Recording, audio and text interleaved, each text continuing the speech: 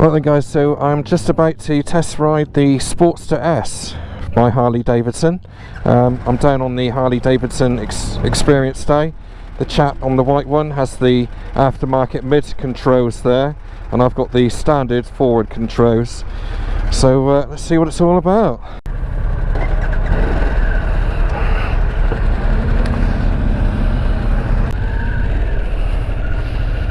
So we're following the chap on the pan, America. I've forgotten his name, but he's a nice chap. Yeah, everything is very much the same as the Pan America. Oh, very swift gearbox. Much smoother than the Pan. Although the engine looks the same as the Pan, it is actually very, very different. Got some power. Fourth gear, open her up. Yeah, goes alright. Fifth gear, sixth gear, 62 miles an hour at just 2,600 revs. Got relatively big fat tyres on this one as well. But it's not like the 114 engine bikes that I've ridden. Although as it stands at the moment I've only ridden the Fat Boy, but I do have the Street Bob coming, which is probably already filmed. So it's actually quite easy to tuck into the corners. It's relatively quiet. The bum's still comfortable. It might numb it after a certain amount of time, I reckon. But it's very light to ride. This would very much suit somebody, and I don't mean this in any other way than for height reasons, but if you're a lady who's short in stature, then this is a good one to consider, because it is very light. It is quite refined actually, but because of the big wide wheels, you're low to the ground. It's quite easy to corner this bike. Not only that, but I believe the pegs are quite high up for a Harley. I'm not sure if that actually is the case, but they do seem in a nice position. So mirrors are surprisingly good. They're only little tiny things, but because they're stuck out quite a way, I don't even see my elbows really. This is only a test ride, it's not a full review. But I guess the only things I don't really like at first hand, I mean, first of all, it's not my style of bike, so let's get that out of the way. I do like it, but it's not something I would buy for me personally, because seating position, feet position and handlebar position are just, it's too extreme for me. Don't get me wrong, it's not excessive, but it is for me. I'm very sensitive on my shoulders. It doesn't take me long till my shoulders start giving me a bit of jip. But I do like the bike. I think a lot of people would enjoy this bike,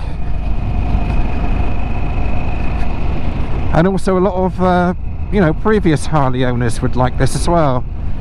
It does tend to divide opinion a bit in the Harley world about whether this is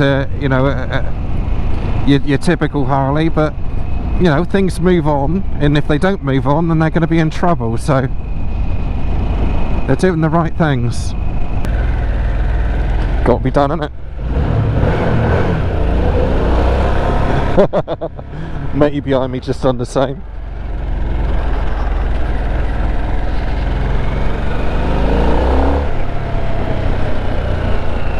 It is a bit of a hooligan bike, this, you know.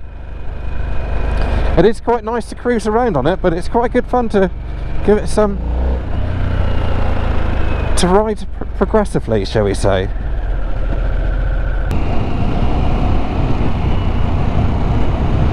Really easy to lean into the corners. The tyres are so fat. Whey! Come on then.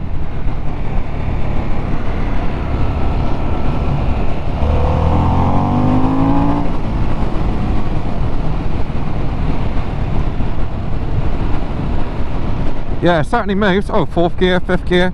Oh, have I gone into 6th gear yet? I'm not sure if I have.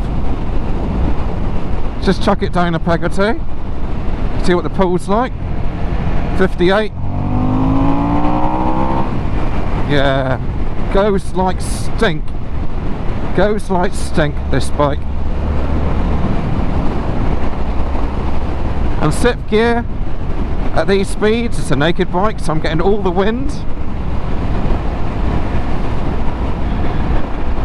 Not particularly noisy or turbulent actually at all, but I am getting all of it. So again, for me, yeah, I ride a bit like a librarian, so I would need the screen. For pillion carrying, it's got the small seat on the back.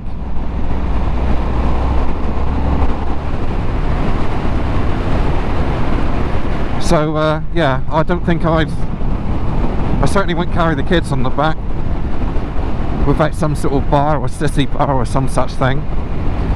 But the power's there and everything's there, but it just depends what your biker chick wants and what she's like.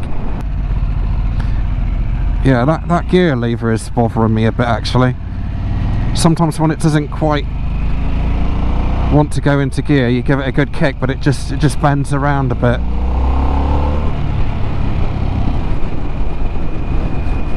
What you might be asking is, what would I have if I was going to buy a Harley? Well, I've got the Street Bob coming in 3 weeks time. You might have already seen that video, depends when I'm putting them up. If not, I'll put a card up at the end. So I'm getting that bike, and that to me at the moment seems to be my bag. I don't think I'd have this one purely because of the seating position. It's just a bit extreme for my middle-aged body. And the suspension is as it should be, but just not for me. I think without riding it, bearing in mind, I think the Street Bob is going to be up my street, and the Pan America is also up my street, but actually it's overkill for what I need a bike for.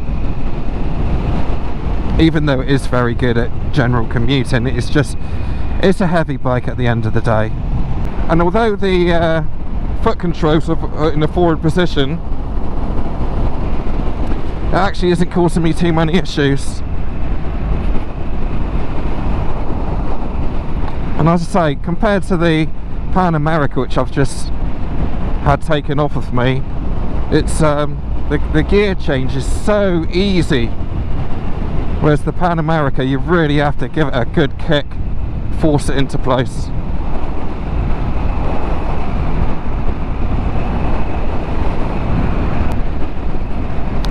But it is certainly very smooth and very responsive. See if we can change the mode a minute. I don't know what that is. A, B, rain and road. See what that does. Yeah, much smoother throttle response.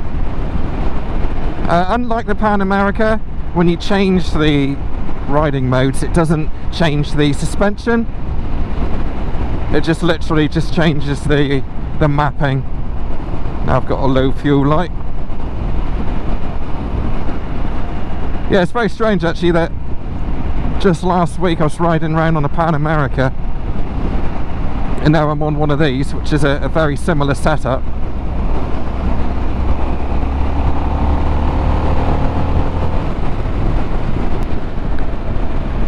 So Harley Davidson down in Plymouth, they have their Experience Day today, where you can ride most of the Harleys. I've just got off of the live wire. So I think what Harley are doing here with these Experience Days are fantastic. That's exactly what they need to do, get bums on seats. And they're not afraid to do that. Good on them, I say.